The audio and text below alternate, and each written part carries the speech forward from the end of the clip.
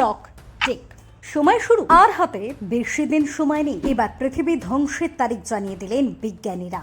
বিদায় ঘন্টা এবার বাজছে। জানেন ঠিক কোন বিপত্তি হাজির হতে চলেছে? দেখুন, তাই কাটা দেবে, সবকিছুর শেষ আছে। পৃথিবীতে প্রথম প্রাণীর শুরুর মতো শেষ প্রাণীটিও একদিন না একদিন শেষ হবে। এমন পরিস্থিতিতে আমাদের পৃথিবীতে এমন একটি দিন আসবে যখন সমস্ত জীবন্ত প্রাণী ধ্বংস হয়ে যাবে। আমাদের এই বিশ্ব নিয়ে এক চমকপ্রদ তথ্য দিয়েছেন বিজ্ঞানীরা বলেছেন আগামী কয়েক লক্ষ বছরের মধ্যে পৃথিবীতে কোনো প্রাণী টিকে থাকতে পারবে না। পৃথিবী সম্পূর্ণভাবে ধ্বংস হবে। বিপর্যয়ের তারিখও জানিয়েছেন তারা। সম্প্রতি বিজ্ঞানীরা এক চমকপ্রদ তথ্য দিয়েছেন যে একদিন মানুষ ও প্রাণী সহ কোনো জীবই পৃথিবীতে টিকে থাকতে পারবে না এবং পৃথিবী সম্পূর্ণ ধ্বংস হয়ে যাবে। ব্রিস্টল ইউনিভার্সিটির বিজ্ঞানীরা কম্পিউটার সিমুলেশন প্রযুক্তি ব্যবহার করে এই গবেষণা চালিয়েছেন, যেখানে প্রকাশ করেছে যে আগামী 250 মিলিয়ন বছরের মধ্যে পৃথিবীতে কোনো প্রাণী টিকে থাকতে পারবে না। এই গবেষণায় তারা কম্পিউটার সিমুলেশন প্রযুক্তি ব্যবহার করেছেন। তাদের মতে বর্তমান সময়ে আমাদের কার্বনের পরিমাণ বৃদ্ধি পাওয়ার ফলে পৃথিবীর পরিবেশের উপর মারাত্মক প্রভাব পড়ছে,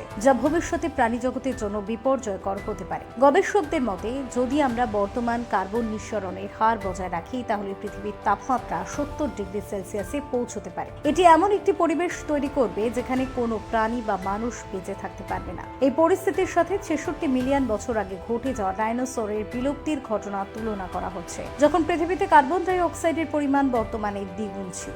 গবেষকরা আরো উল্লেখ করেছেন যে পৃথিবী প্রথমে উষ্ণ হবে এবং পরে শুকিয়ে যাবে। এই প্রক্রিয়ার আগ্নেয়গিরিগুলি সক্রিয় হয়ে উঠবে এবং বিস্ফোরণের মাধ্যমে পরিবেশকে আরো বিপজ্জনক করে তুলবে।